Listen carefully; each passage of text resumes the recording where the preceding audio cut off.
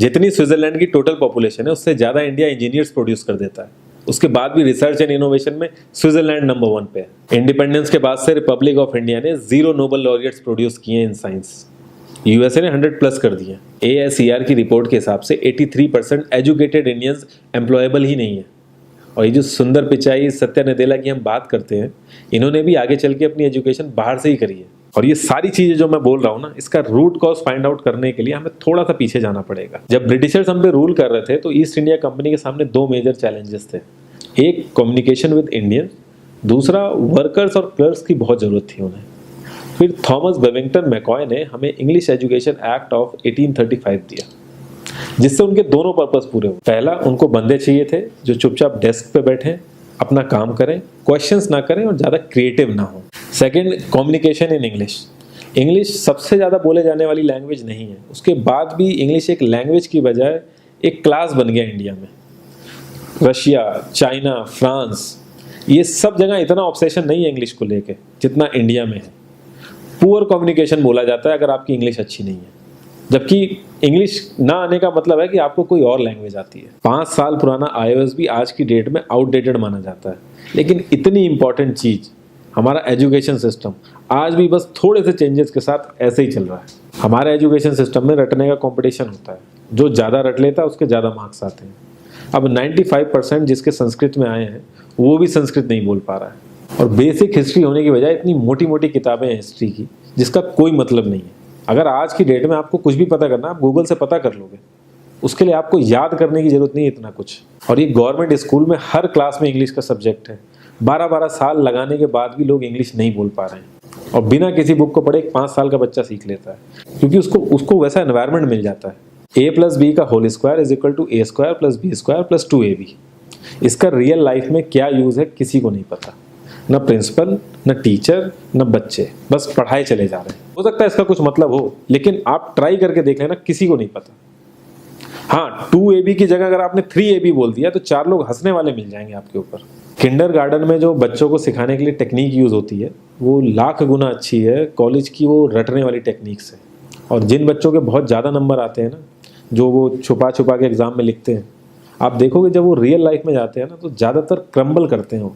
हर किसी को same syllabus और सेम चीज़ सिखाई जाती है बिना उसकी कैपेबिलिटी देखे, और क्रिएटिविटी का तो दूर दूर तक मतलब नहीं होता। अब एक लाइन से आप शेर, मछली, सांप, हाथी सबको लाइन से खड़ा कर दो और उनसे कहो पेड़ पे चढ़ो, उनको तो जिंदगी भर यही लगेगा ना कि वो तो किसी काबिल ही नहीं है।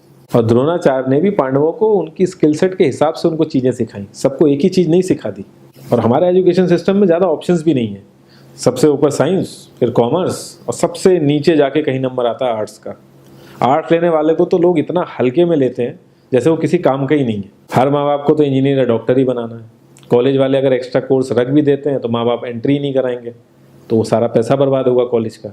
तो ऑप्शंस कहाँ से आएंगे? और बचपन से ही आपकी ट्रेनिंग स्टार्ट हो जाती है। माँ बाप, भाई बहन, रिलेटिव सब यही समझाते हैं अगर आपके मार्क्स नहीं आए और जॉब नहीं लगी तो आपकी ज़िंदगी बेकार। और लाइफ की क्रिएटिविटी को आप रखते हो साइड में, और ये अच्छे मार्क्स और अच्छी जॉब पाना आपका सपना बन जाता है। अब ये सपना पूरा हो जाता है तो बहुत बढ़िया है, दूसरे को जेलस फील कराओगे, नीचा फील कराओगे। और इस छोटी सी उम्र में अगर सपना टूट जाता है तो सेल्फ डाउट में आ जाओगे। इतना बाहर वाले आपको नीचा नहीं समझेंगे जितना आप खुद की नज़रों में गिर जाओगे। आप किसी भी 4-5 सक्सेसफुल आदमियों के बारे में सोच के देखिए जिन्हें आप बहुत सक्सेसफुल मानते हो या जिनकी तरह लाइफ आप जीना चाहते हो। मैं ये कह सकता हूँ कि वो इस एजुकेशन सिस्टम की वजह से तो सक्सेसफुल नहीं होंगे, चाहे वो जो भी हो। धीरू भाई अंबानी, विराट कोहली, आमिर खान, नरेंद्र मोदी, ये सब हमारे इस करंट एजुकेशन सिस्टम के ट्रैप में नहीं फंसे। इन्होंने खुद सीखा, खुद एजुकेट हुए और खुद आगे बढ़े। किसी कंपनी के सीईओ को अगर ये कहा जाए कि आप अपनी कंपनी के सारे डिपार्टमेंट में इंटरव्यू दीजिए, तो कोई गारंटी नहीं है कि वो सारे डिपार्टमेंट के इंटरव्यू निकाल लेगा। और ये भी हो सकता है कि वो आधे से ज़्यादा डिपार्टमेंट के लिए क्वालिफाई ना करे एजुकेशन वाइज, लेकिन वो पूरी कंपनी चला सकता है। तो ये जो एक स्किल है, इसके बारे में बात क्यों नहीं होती? लोग अपनी 25% से ज़्यादा जिंदगी इस करंट एजुकेशन सिस्टम में लगा देते हैं ताकि अपने से कम पढ़े लिखे आदमी की कंपनी में जाके उसके सपने पूरे कर सकें। इंडिया का जो करंट एजुकेशन सिस्टम है, अगर वो इतना ही अच्छा है तो जो भी सेलिब्रिटीज़ हैं, पॉलिटिशियंस हैं, वो अपने बच्चों को बाहर क्यों भेज रहे हैं पढ़ने के लिए? इनफैक्ट पॉलिटिशियंस के साथ तो ऐसा करना चाहिए, जिस एरिया से वो जीते हों उसी एरिया के गवर्नमेंट कॉलेज में उनके बच्चे को पढ़ना कंपलसरी हो जाए, तभी वहाँ के गवर्नमेंट कॉलेज सुधर सकते हैं। 368 प्यून की जॉब के लिए 1.5 लाख ग्रेजुएट और 24,968 पोस्ट ग्रेजुएट ने अप्लाई किया। मैं IAS PCS की तो बात नहीं करता हूँ, वो तो एक पैशन की बात होती है, लेकिन कुछ लोग 5-5, 6-6 साल से तैयारी कर रहे हैं कि कोई भी गवर्नमेंट जॉब मिल जाए उन्हें। उनसे पूछोगे क्यों ऐसे इतने टाइम से लगे हुए हो, तो वो एक ही चीज़ बोलेंगे कि जॉब सिक्योर है। मतलब आप काम नहीं भी करोगे तो आपको निकाला नहीं जाएगा।